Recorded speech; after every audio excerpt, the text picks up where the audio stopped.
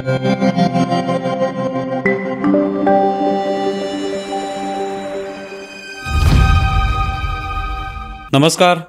News डंकामध्ये मी महेश विचारे आपल्या सगळ्यांचं मनपूर्वक स्वागत करतो.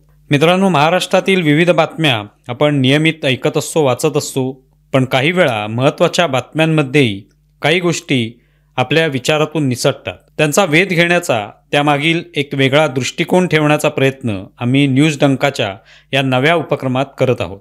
आज आपण शरद पवारांच्या राष्ट्रवादी काँग्रेस पक्षानं नाशिकमध्ये घेतलेल्या जन आक्रोश मोर्चाच्या निमित्ताने विविध मुद्द्यांचा परामर्श घेऊया. महाराष्ट्राचे मुख्यमंत्री देवेंद्र फडणवीस यांची छायाचित्र असलेली देवाभाऊ ही जाहिरात प्रसिद्ध झाल्यापासून अनेकांमध्ये प्रचंड कुतूहल आहे, असूयासुद्धा आहे.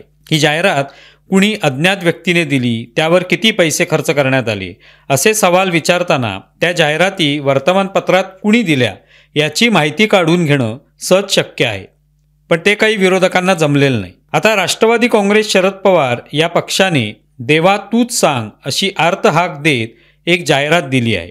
त्यातून शेतकऱ्यांचे प्रश्न, लाडक्या बहिणीचा मुद्दा, शेतकऱ्यांची कर्जमाफी असे अनेक प्रश्न उपस्थित केलेले आहेत. पण त्यावर लिहिलेला देवा हा शब्द पांडुरंगासाठी लिहिलेला आहे असा दावा आमदार रोहित पवार यांचा आहे. रोहित पवार तर त्यापुढे जाऊन म्हणाले, एक महत्त्वाचा विषय आपण सर्वांनी समजून घ्या की सरकार काय करते. सरकार सामान्य लोकांकडे दुर्लक्ष करते आणि मग एखाद्या नेत्याची प्रसिद्धी करण्यासाठी 40-40, 50-50, 100-100 कोटी रुपये खर्च करून जाहिराती करते. जाहिराती करून एखादा व्यक्ती नटवरलाल होऊ शकतो, पण लोकनेता होऊ शकत नाही. रोहित पवार हे फडणवीसांना लोकनेता मानत नाहीत. ते कदाचित फक्त आणि फक्त शरद पवारांनाच लोकनेता मानत असतील तर त्यात चूकही नाही. पण रोहित पवारांनी नाही म्हटलं म्हणून फडणवीस लोकनेते नाहीत असं म्हणण्याची गरज नाही. कारण गेल्या काही निवडणुकातील कामगिरी आणि त्यातली आकडेवारीत सगळं काही बोलून जाते. देवेंद्र फडणवीस यांनी 2014 मध्ये त्यांच्या नेतृत्वाखाली 122 आमदार निवडून आणले. 2019ला 105 आमदार निवडून आले, तर 2024ला 132 आमदार निवडून आणण्याचा पराक्रम त्यांनी केला. आता लोकनेता असण्याची यापेक्षा आणखी कोणती पोचपावती द्यायला हवी? लोक जर विक्रमी मतसंख्येने एखाद्याच्या नेतृत्वावर विश्वास ठेवून आमदार, खासदार निवडून देत असतील तर त्यालाच लोकनेता म्हणावं लागेल. शरद पवार हे दिग्गज नेते आहेतच, पण त्यांना इतक्या वर्षात कधी 100 आमदारांचा आकडा गाठता आला नाही. ती संख्या नेहमीच 55-56 पर्यंत मर्यादित राहिली. फडणवीसांनी हे केवळ जाहिराती देऊन तर प्राप्त केलेलं नसेल. महत्त्वाचा प्रश्न म्हणजे रोहित पवार जेव्हा फडणवीसांच्या लोकनेता असण्यावर शंका घेतात तेव्हा त्यांनाही आपल्यामध्ये लोकनेता बनण्याची पुरेपूर क्षमता आहे हे पटवून द्यावे लागेल. रोहित पवार हे आपल्या ताकदीवर निदान आपल्या आजोबांएवढे 55-56 आमदार जेव्हा निवडून आणतील तेव्हा ते लोकनेता आहेत असं म्हणता येऊ शकतं.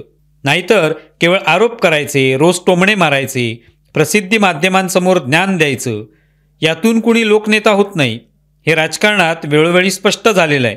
अशी अनेक उदाहरणं डोळ्यासमोर आहेत. शरद पवारांनी नाशिकमध्ये झालेल्या त्यांच्या पक्षाच्या शिबिरानंतर फडणवीसांना प्रश्न विचारला की देवाभाऊ, तुम्ही शेतकऱ्यांसाठी काय केलं? शिवाजी महाराजांना वंदन करताना फोटो वापरता, पण शिवाजी महाराजांनी लोकांना सोन्याचा नांगर दिला, सोन्याची नाणी दिली, तुम्ही काय केलं? शरद पवार हेच केंद्रीय कृषी मंत्री होते, राज्यात मुख्यमंत्री राहिले, मग त्यानंतरही शेतकऱ्यांची अवस्था महाराष्ट्रात अशी कशी झाली? या प्रश्नाची उत्तरं जी आहेत ती महाराष्ट्रातली जनता अनेक वर्ष शोधते आहे.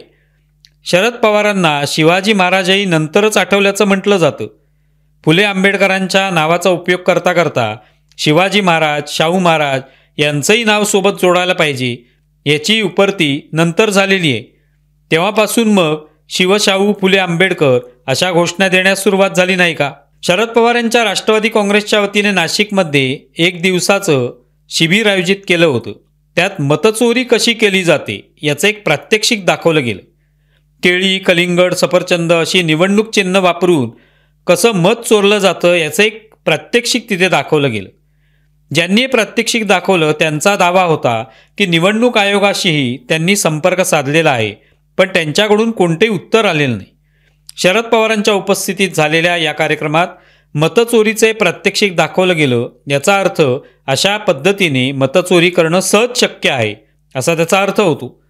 लोकसभा निवडणुकीतही शरद पवारांच्या प्रयत्नातून निर्माण झालेल्या महाविकास आघाडीला 48 पैकी चक्क 30 जागा मिळाल्या. यामागे मतचोरी आहे का? तिथे याच प्रात्यक्षिकाप्रमाणे मतचोरी झाली असण्याची शक्यता आहे का, याचा धांडोळा घ्यायला हवा. या निवडणुकीत काँग्रेसने 17 जागा लढवल्या, त्यांना 13 जागा मिळाल्या. उभाटाने 21 जागा लढवल्या, त्यांना 9 जागा मिळाल्या. पण शरद पवारांच्या राष्ट्रवादीने 10 जागा लढवल्या आणि त्यांना 8 जागांवर यश मिळालं. एकूण महाविकास आघाडीने 30 जागांवर सरशी साधली. मग प्रश्न हाच निर्माण होतो की विधानसभेच्या निकालांचा आधार घेऊ नका, लोकसभा निवडणुकीत मतचोरी कुणी केली याचाही पर्दाफाश व्हायला पाहिजे. कारण मतचोरी जर भाजपाकडून केली जात असेल तर ती लोकसभा निवडणुकीतही करून त्यांनी आपल्या जागा का वाढवल्या नाहीत, हा प्रश्न मतचोरीचा मुद्दा उपस्थित केल्यापासून विचारला जातोय. त्याचं उत्तर महाविकास आघाडीकडून आलेलं नाही. मतचोरी जर महाराष्ट्रातील विधानसभा निवडणुकीत झाली तर मग भाजपाने ती लोकसभा निवडणुकीत का केली नाही? राष्ट्रीय स्तरावर भाजपाला 240 जागांवर समाधान का मानावं लागलं? देशभरात इंडिया आघाडीला यश मिळावं एवढी उदारता भाजपाने का दाखवली? याचे उत्तर अशा प्रात्यक्षिकातून द्यायला हवं नाही का? महाविकास आघाडीच्या जागा कशा वाढल्या यावर खरं तर गहन चर्चा व्हायला पाहिजे. मीडियाकडून जर या प्रात्यक्षिकांना प्रसिद्धी दिली जात असेल तर त्यांनी महाविकास आघाडीला एवढी मतं लोकसभा निवडणुकीत कशी मिळाली याचा सवालही उपस्थित करायला पाहिजे. याच EVMच्या आधारे इतकी वर्ष सगळेच पक्ष निवडणूक लढवत आले आहेत. अनेक राज्यात वेगवेगळी सरकार आली आहेत.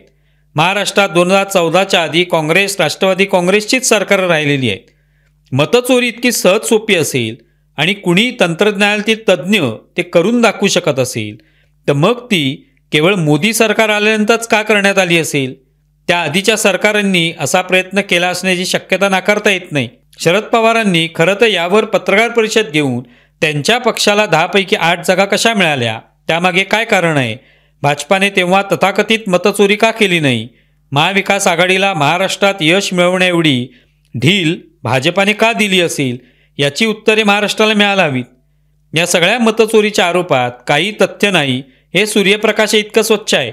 पण रोजच्या रोज वोट चोर, गद्दी छोड वगैरे सारख्या घोषणा देत आपण कसे मतचोरीच्या विरोधात आहोत हे सांगितले जाते. तर मग राहुल गांधी यांनी महाराष्ट्रातील लोकसभा निवडणुकीत 48 पैकी 30 जागा कशा महाविकास आघाडीच्या पदरात पडल्या याबद्दलही बोललं पाहिजे. फडणवीस सरकार हे मतचोरी करून विधानसभा निवडणुकीत जिंकलं आहे असा आरोप करताना संसदेत गेलेले 30 खासदार कोणता पराक्रम करून जिंकून आले त्याचंही विवरण त्या पक्षाने दिलं पाहिजे. ते देण्याची वेळ आलेली आहे. तुम्हाला या संदर्भात काय वाटतंय जरूर कळवा. आमचा व्हिडिओ जास्तीत जास्त लाईक करा, शेअर करा आणि आमचं YouTube चॅनल सबस्क्राईब करा. धन्यवाद.